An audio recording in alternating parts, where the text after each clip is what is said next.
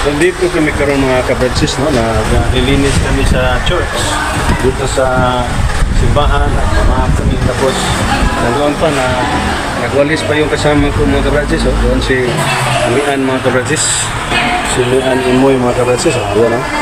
Yan, si Mian nagwalis na, pero tapos na namin na minamap ang sahig, oh.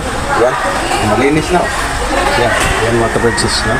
Tapos dito, ito yung mga gamit namin mga kabratsis. Yan, oh.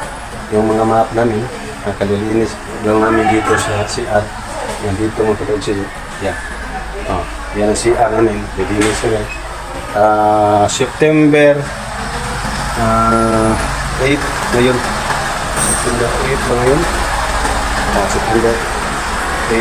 Yan ang mga kabratsis. Yan.